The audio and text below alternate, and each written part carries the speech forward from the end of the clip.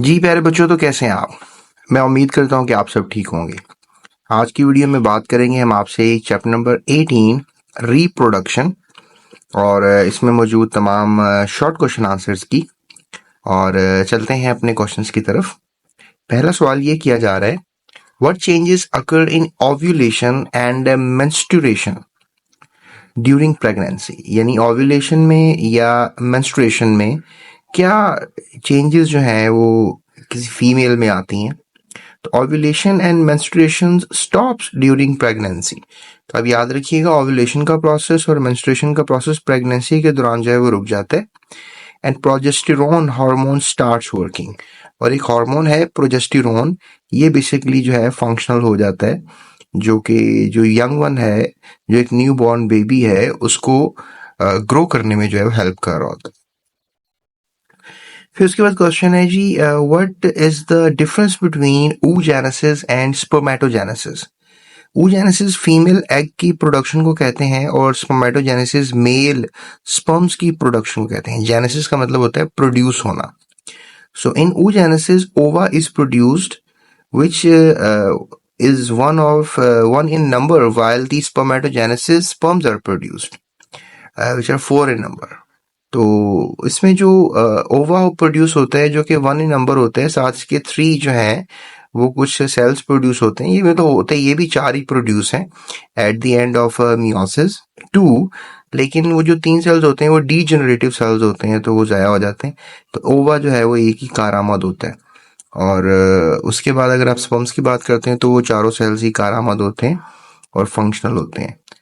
तो how a seed is formed? Seed कैसे बनता है? देखिए, जब मेल और फीमेल गैमीट्स प्लांट्स के अंदर भी मिलते हैं तो इस अमल को फर्टिलाइजेशन कहते हैं। नो डाउट ये जो एनिमल्स है इसके अंदर भी ये फर्टिलाइजेशन ही कहलाता है टू दी टोनल ज़ायगोट। और ये फर्टिलाइजेशन डेफिनेटली फ्लावर के अंदर हो रही होती है और फिर ज़ायगोट बन जाता है। उसके बाद जी the zygote develops into embryo. फिर डेफिनेटली फेट यही है ज़ायगोट का कि वो आगे से एम्ब्रियो बन जाता है, which is covered by seed coat and thus seed is formed।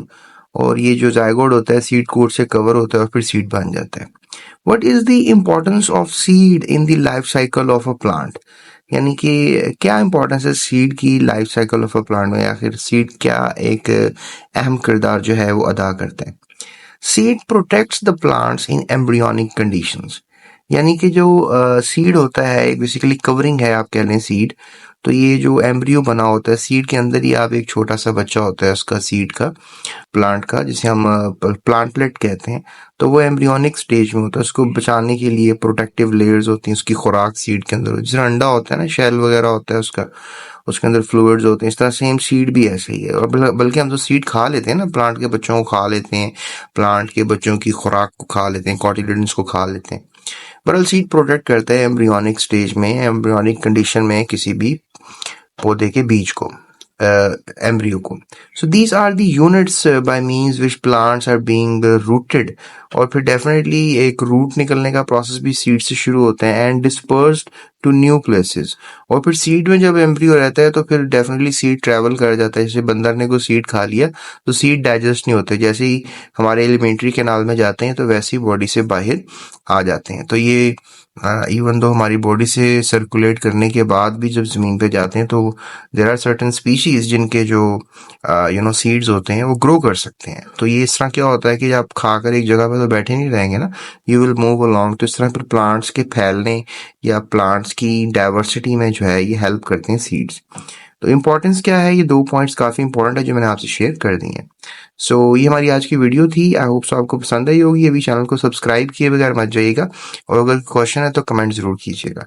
चलते हैं अपने नेक्स्ट चैप्टर के शॉर्ट क्वेश्चन आंसर्स की तरफ, या लॉन्ग क्वेश्चन आंसर्स की तरफ। इस चैप्टर के डिस्क्रिप्शन में भी लिंक है, अभी आपको थंबनेल्स भी नजर आ रहे हैं, इनको आप फॉलो करके हमारी नेक्स्ट वीडियोस पर जा सकते हैं। So thank you so much, अपना ख्याल रखिएगा इस चैनल का भी। अल्लाह हाफिज। Thank you for watching GS Academy.